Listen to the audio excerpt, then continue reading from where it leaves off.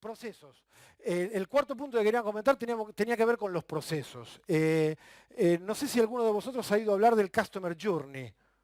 Decidme que sí, todos. No, ¿no? ¿Sí? Bueno, Beatriz, sí, no me digas las cosas así como cansada. ¿No tenéis una idea general del Customer Journey? ¿Sí? Al final, de alguna manera, el Customer Journey lo que pretende es conceptualizar y dejar muy bien reflejado ese proceso de toma de decisión de nuestros usuarios, ¿no? Esa es la idea que hay detrás de un Customer Journey. Por supuesto que puede ser mucho más complejo y puede tener muchos puntos de contacto y todo eso, pero lo importante es que en esencia lo que queremos, lo que pretendemos con un Customer Journey es conceptualizar el proceso de toma de decisión. ¿Por qué etapas pasa un potencial cliente cuando va a tomar una decisión? Siempre doy el mismo ejemplo, aunque este es muy de B2C, que es el del mundo del viaje. Tienen muy bien estudiado su Customer Journey. Dreaming, Planning, Booking, Enjoying and Sharing. Hay 5 etapas clarísimas. Alguien sueña con un viaje, alguien reserva... No, me salté una. ¿Perdón? Planifica, perdón. O sea, alguien sueña con un viaje y ahí piensa en contenido muy inspiracional y en ver fotos. Uno planifica y ya le empiezan a importar las fechas y algunos precios. Cuando va a reservar, los precios son más importantes todavía. Cuando comparte el contenido y sus propias fotos ya es otra cuestión. Y por supuesto cuando lo disfruta ya es algo muy personal. Pero bueno, de esto hablamos cuando hablamos de un Customer Journey, de la conceptualización del proceso de la toma de decisión. Y por aclararlo, porque suele haber muchas confusiones, los que trabajáis en B2B, todos trabajáis con funnel de ventas. Vanessa, sí, seguro, es el día a día, ¿no? No queda otra. Por allí que no te pregunto tu nombre. Daniel, ¿también trabajáis con un funnel de venta, me imagino?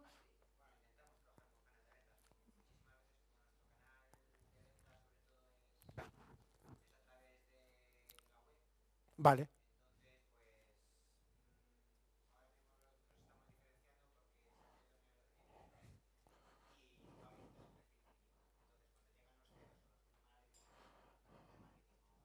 Ajá.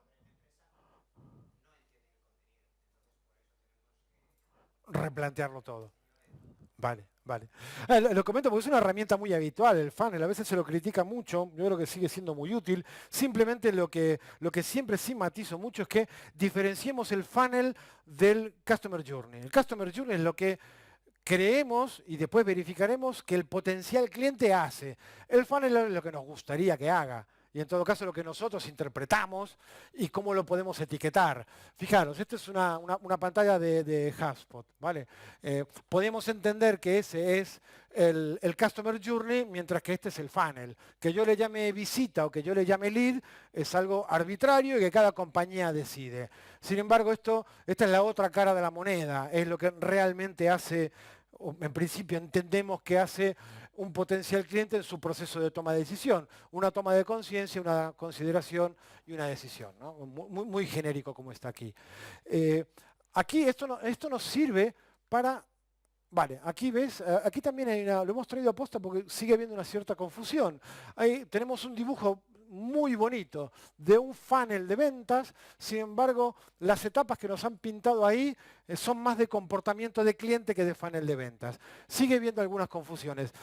Para mí creo que sigue siendo muy importante como punto de partida que entendamos que una cosa es lo que nosotros queremos que haga y cómo lo etiquetamos, si es visita, tráfico o algo, y otra cosa es entender ese comportamiento y esas etapas por las que pasa. En cada etapa tendrá necesidades diferentes.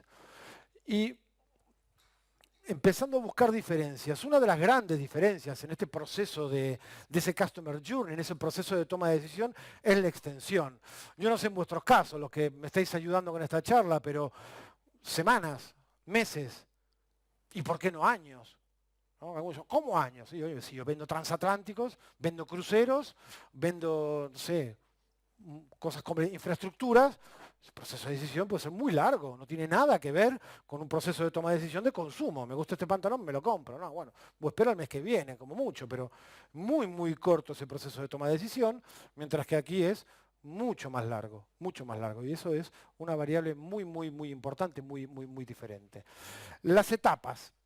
¿no? Aunque ya hemos adelantado algo. El proceso, cuando hablamos en B2B, lo más habitual, y si no deberíamos considerarlo, es que el proceso no termina con la compra. Como si hasta ahora, 3 pantallas atrás lo habéis visto, que parece que el proceso termina con la decisión. Cuando hablamos en B2B, tú dices que no, convencidísima. Claro que no. Ayúdanos, ¿por qué no? Así-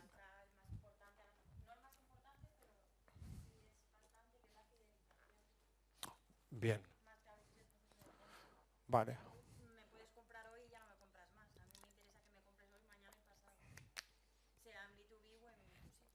Sí, sí, sí. ¿Tu nombre que no te pregunté? Gema. ¿Coincidís con lo que dice Gema? Sí.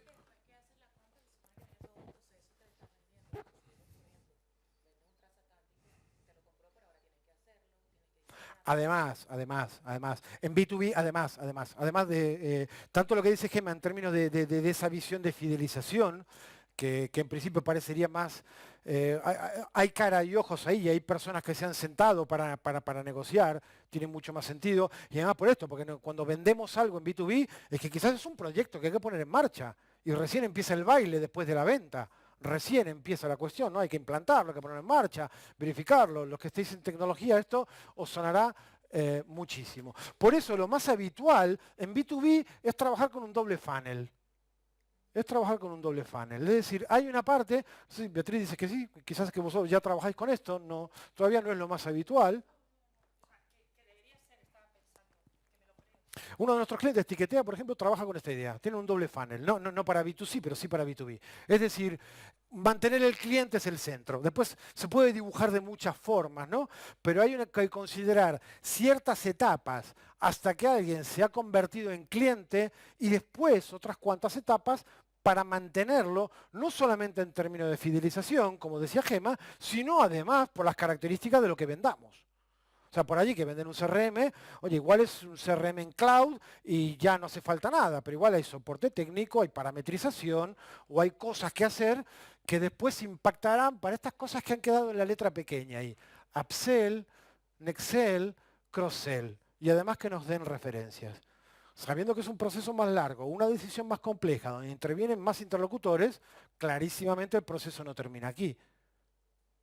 Con lo que cuesta entrar en con lo que cuesta entrar en una cuenta, como para después no hacer nada, ¿no? Sin embargo, a veces se piensa que, aunque esto se tenga la idea de esto, cuando se hace el contenido aquí, ya está, para la decisión, y después no.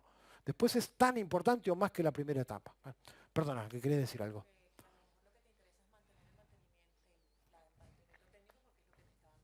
Por ejemplo, por ejemplo. Habitualmente en B2C te interesa la repetición de compra. Como es una compra más por impulso, mientras que en B2B te suele importar otra R, que no es la repetición, sino es la renovación o la recomendación.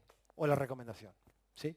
Está bien. Bueno, otra forma de verlo también, ¿no? Al final, diferentes formas de verlo. Quizás aquí las etapas están un poquito, quizás mejor explicadas, pero también la idea de un doble funnel. Una forma de entender algunas etapas hasta que alguien ha tomado una decisión, pero las etapas que vienen después de tomar la decisión.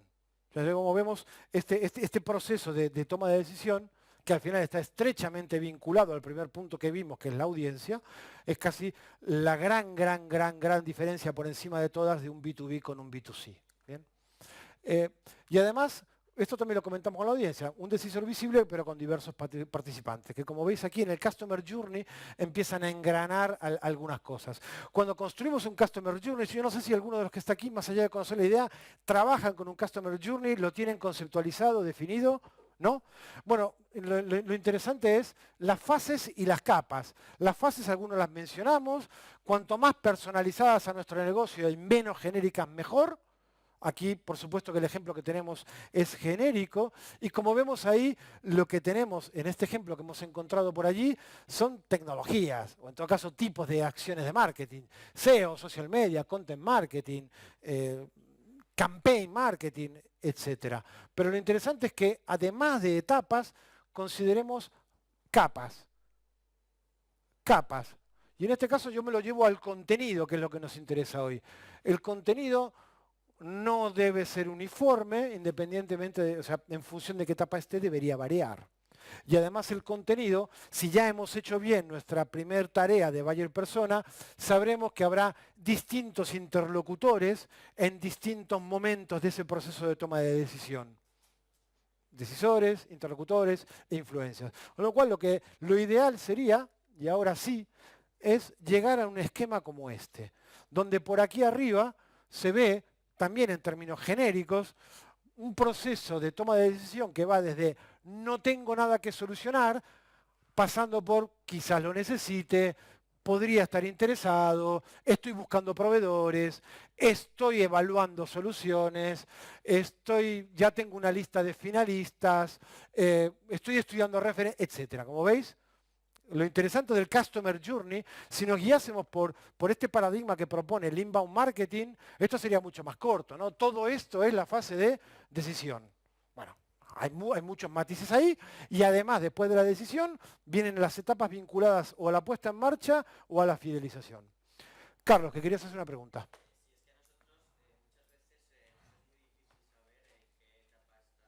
Ujú.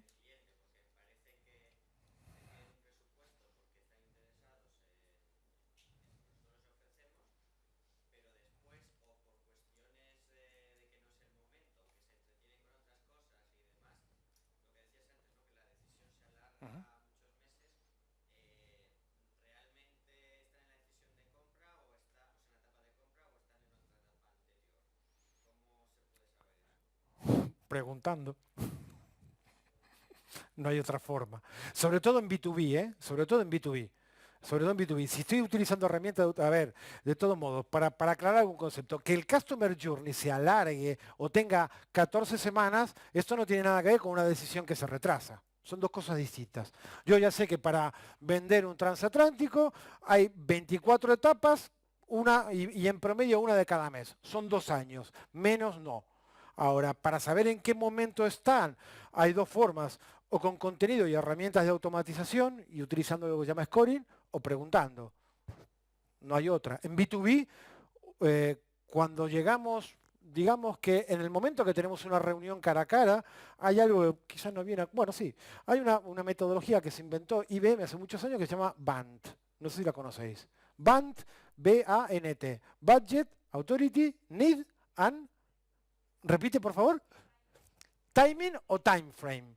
Es decir, estoy hablando con Gema. ¿Tiene presupuesto? Sí. Authority, que es la B. Authority. A. ¿Tú tomas la decisión? Sí, me dice Gema. Oye, cuéntame tu necesidad. ¿Es lo que queremos de lo que estamos hablando? Sí. Oye, ¿en qué tiempo quieres implantar? Para el 2019. Fenomenal conocerte, pero ¿por qué no hablamos dentro de más cerca que el 2019? Punto. Esto en face to face. Band, acuérdate, pregunta.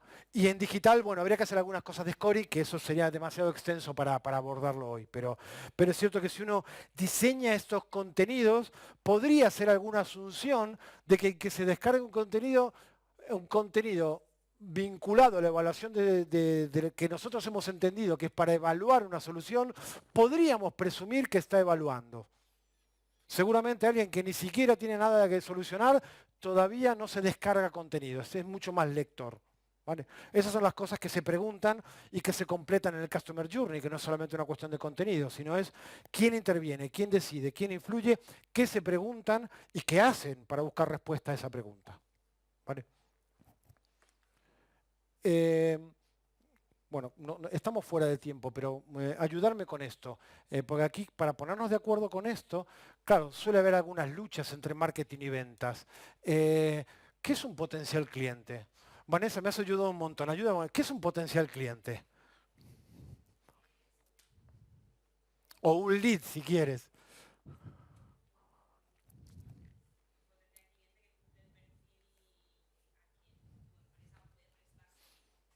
Bien. ¿Tú dices que sí? No te pregunto tu nombre. Sandro, ¿qué es un potencial cliente? Alguien que se descarga un documento, por ejemplo, es un potencial cliente. Alguien que visita la web. Alguien que se ha suscrito a nuestra newsletter. Bueno, tú dices que no. Vamos a ver qué dicen los demás. ¿Eh? Ajá.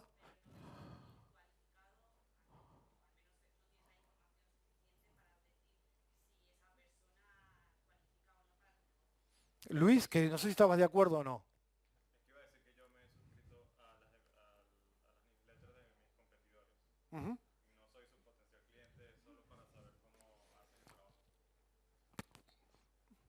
Bien. ¿Qué más? Y entonces, ya sabemos que un suscriptor, ¿qué es un potencial cliente? En definitiva, en principio no habría una respuesta única, pero esto que hemos dicho hace unos minutos, el BANT, oye, es de mi sector, yo no puedo saber quizás en digital si tiene presupuesto o no, porque si haya suscrito una newsletter no sé esas cosas, pero es cierto que es crítica, porque si no pasa lo que decía Carlos antes, oye, igual no era el perfil. Igual cuando alguien te pide un presupuesto y no tienes suficientes datos para ver si es potencial cliente, igual es que no hay que mandárselo, no hay que perder tiempo y hay que priorizar con los que realmente parece que encajan, ¿no? Pero es algo que parece trivial y sobre todo cuando nos llevamos esta metodología a automatizar procesos, pasa lo que dije antes, descargamos un documento o Luis se me suscribe a la newsletter de Mixtrup y digo, bien, un cliente, hola, soy Luis, te estoy espiando, maldita sea. Yo creía que eras un cliente y ahora ¿qué hago? ¿No? Entonces es importantísimo en B2B a tener un muy buen acuerdo en marketing, ventas, ventas, marketing. ¿Qué es un potencial cliente? ¿Qué es? Industria, rol, toda la información que necesitemos, porque si no, nos perdemos con el contenido que queremos hacer y disparamos donde no debemos. Así que solamente por cerrar ya esta última parte, creo que la forma de tomar una decisión, esto que queremos reflejar en lo que llamamos un Customer Journey, la extensión, las etapas y la forma de tomar la decisión, es quizás la gran diferencia que hay cuando comparamos con un B2C, ¿no?